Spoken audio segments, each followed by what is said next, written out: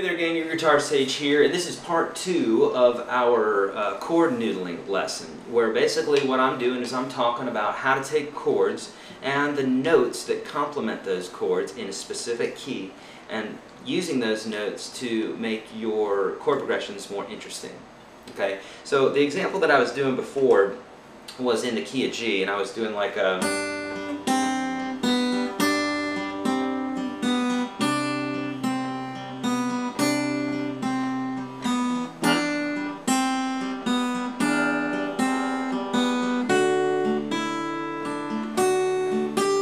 Okay, so now I changed the melody on that 4th chord, but for the most part I had a G, a C, an E minor,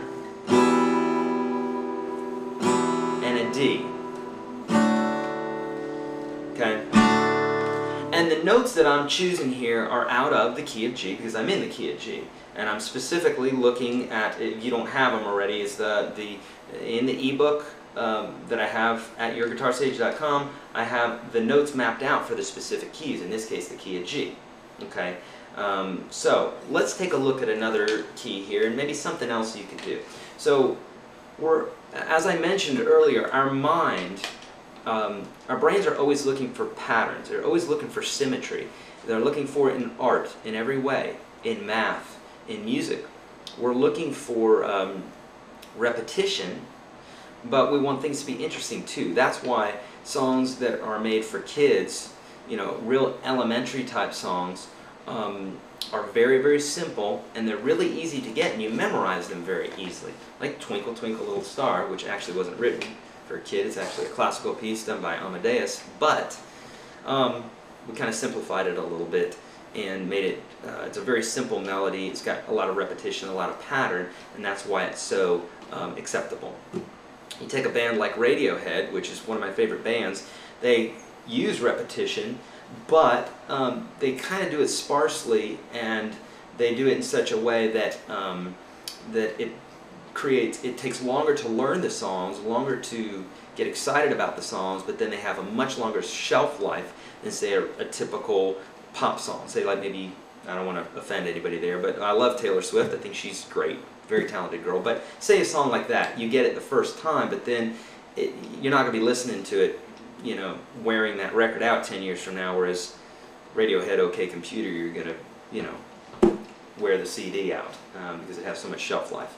So, well, don't write to me offended, please. I love all music. Just trying to make an example there that's palatable and understandable. Okay, good.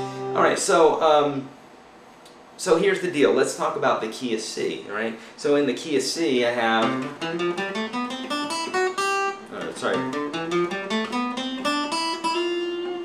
okay, I have all sorts of notes that I can go to here.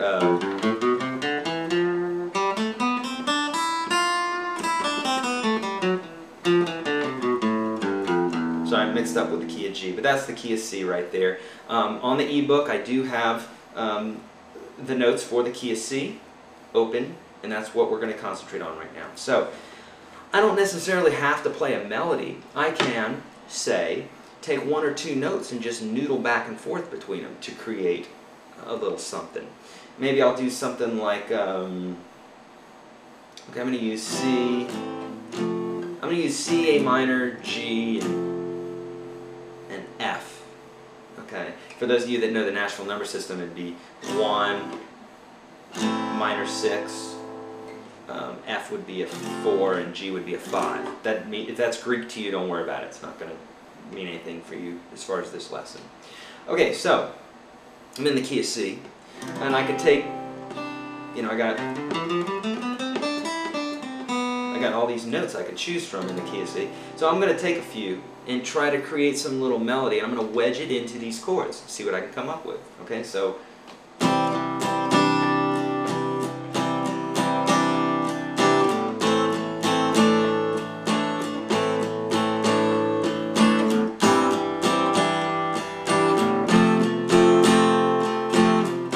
now I ran out of fingers there. I couldn't very well go. I could, but it's going to change this bottom part of the chord. So you get the idea where sometimes things change too. It's like, what can your fingers do? In this case, I'm playing that melody for those first 3 chords and then changing it up on the 4th chord just like I did on the last one.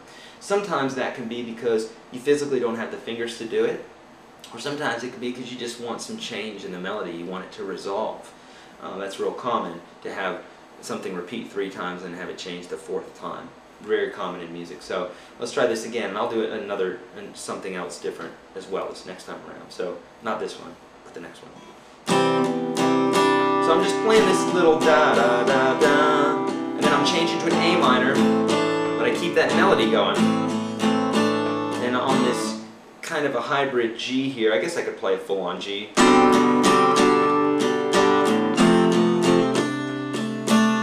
That as well, but I'm going to choose just to go. Okay, so here would be, I'm going to play it now with some feel.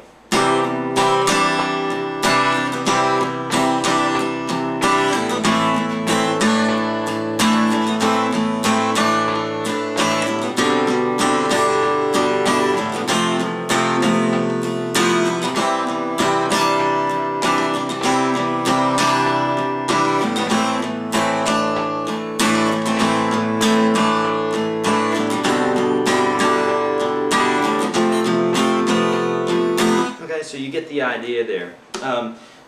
Let's see, there's all sorts of things we could do. Let's see. Let me take something, say, in the key of A minor or E minor, and I'm literally making this up. I made those other ones up as we went along, so I may flub up. That's fine. I love you guys, and I feel that close to you that I'll flub up in front of you. But let's say we're in the key of E minor, which is the relative key of G. You would know that if you had the EBOOK. Okay, but let's say we're in the key of G, or the key of E minor. It's the relative key, meaning they share the same subset of notes, which is G, A, B, C, D, E, F sharp, G. Okay, E minor shares the same exact notes. So, if I'm in the key of G, I can noodle around just like I did with that from that first video, right? I could take that melody. I can do the same thing in the key of E minor. So any of those Metallica songs that you love, you could, because they play in E minor all the time, you can take the same little form that you do for G major, and it'll work, the same thing. Let's do something in E minor, so a little something darker, okay?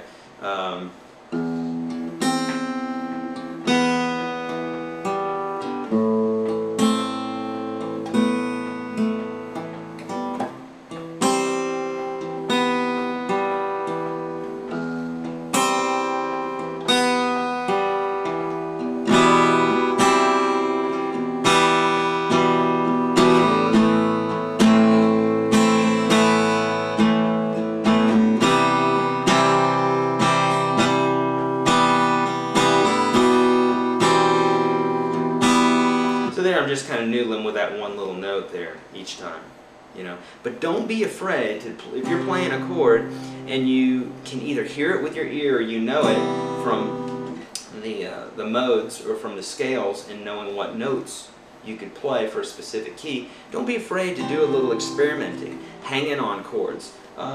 Take for instance Good Riddance by Green Day, Time of Your Life. He hangs on these 2 notes here for the most part. He goes, and it changes there, but basically you have this note in common the whole time.